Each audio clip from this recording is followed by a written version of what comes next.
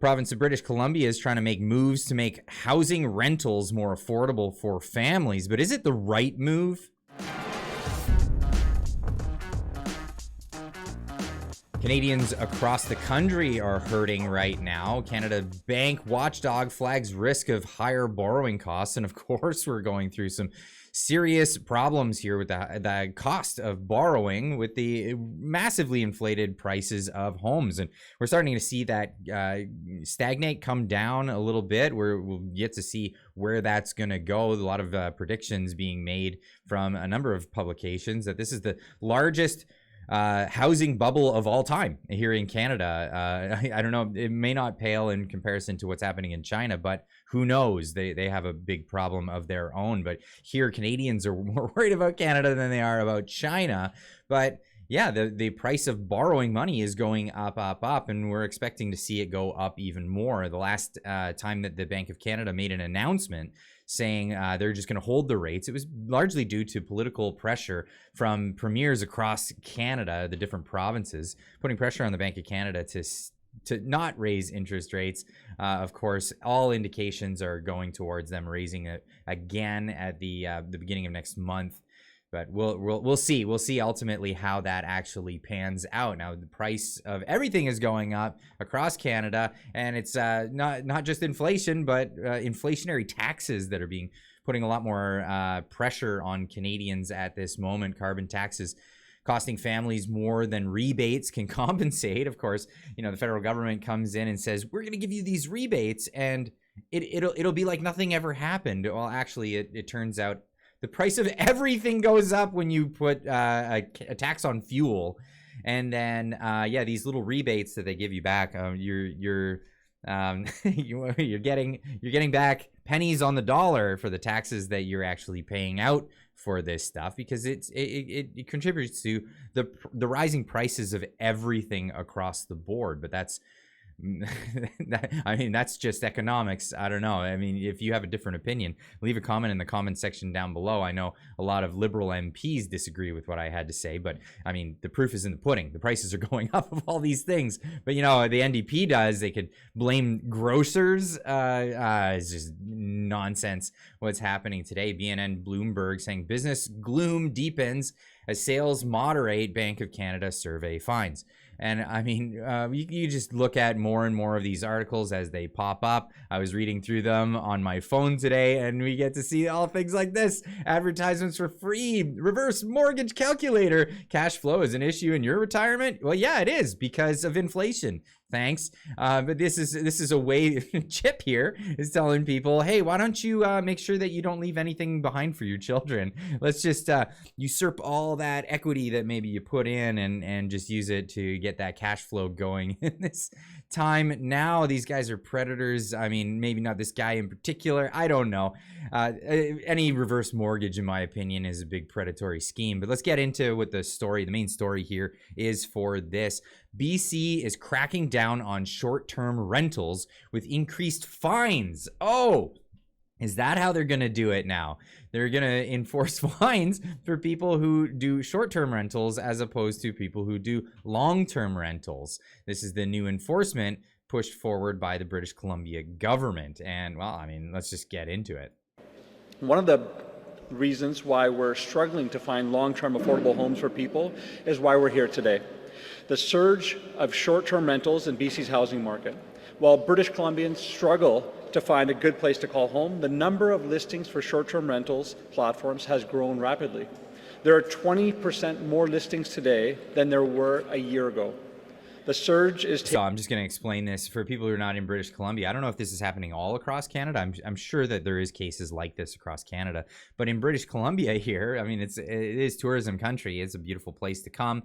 A lot of rentals are going out to short-term rentals. And there's a lot of different reasons for this. A lot of people are doing speculative buying into the housing market and didn't want to rent out to a tenant. If you have a tenant and then you want to sell the house later, it's a lot more hassle. So for a long time, houses were sitting empty, and now there's this phenomena of Airbnb and the likes. It's not just Airbnb, there's a few other ones.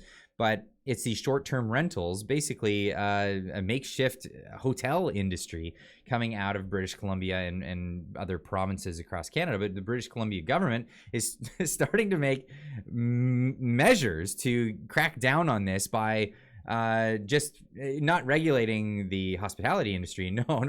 They're just going to target homeowners that are renting out these properties. Now, he gets into it, and we'll let him express what he means by this. Taking rental units off the market is making a good place to call home even more difficult. While these types of listings may have started out with people sharing a room in their home or renting out their space temporarily while on vacation, that's far from what we're dealing with right now. It's estimated that short-term rentals are taking away more than 16,000 homes from BC's long-term market. Instead of providing housing for people in communities who need it the most, many of these thousands of homes are being used as investment properties.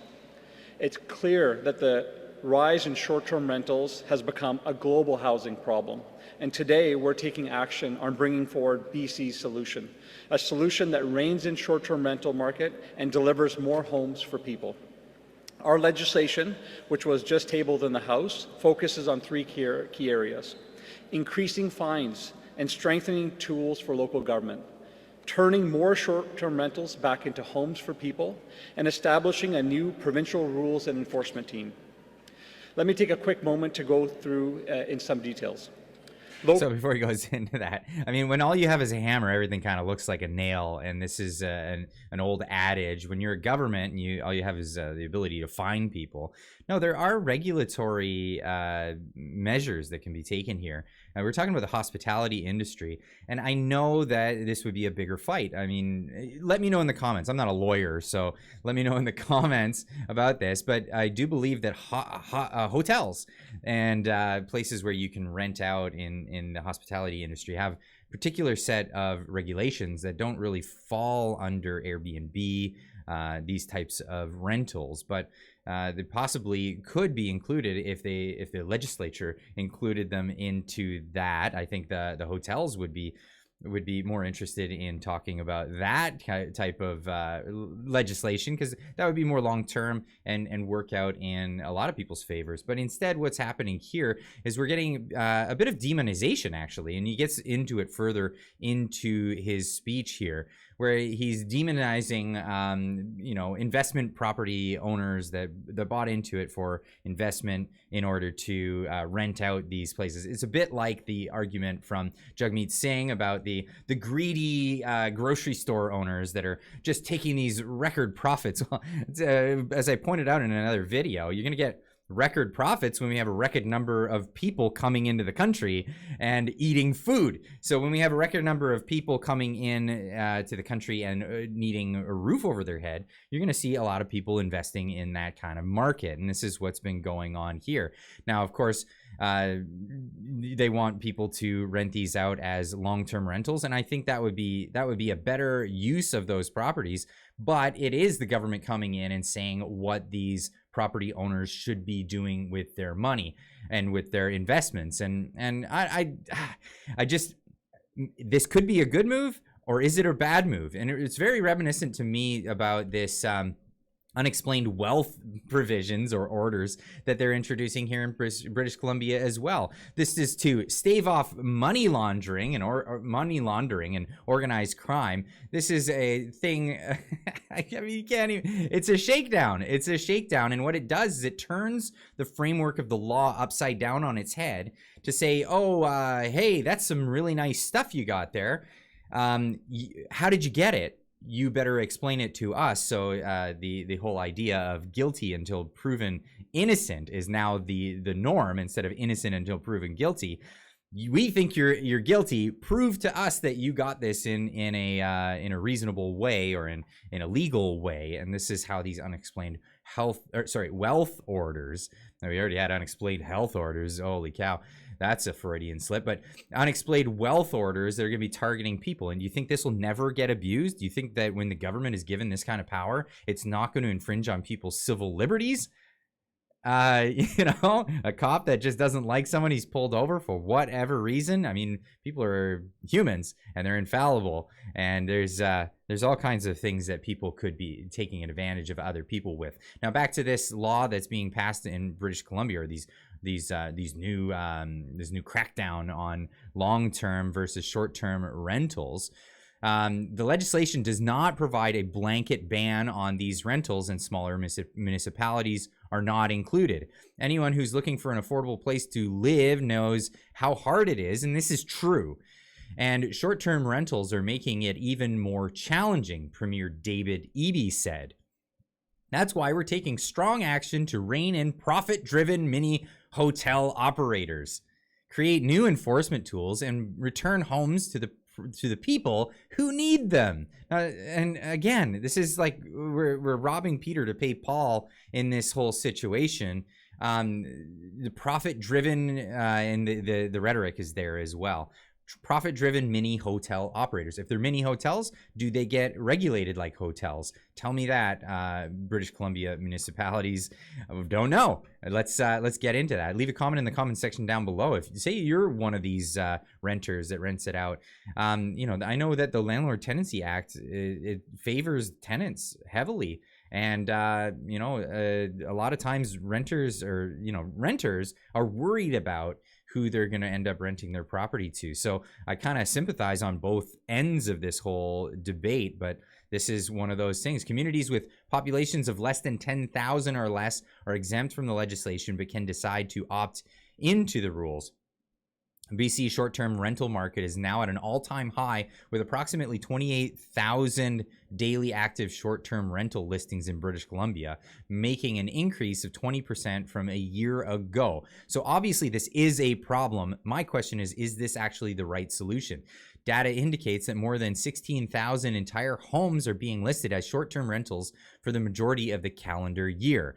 Again, holy cow, is this what's going to happen? Now, he does insist, and for the sake of this video not going too long, I'll leave a link in the description where you can watch his whole speech talking about this. But he does go in to say that, if you're just renting out your basement suite, this won't affect you.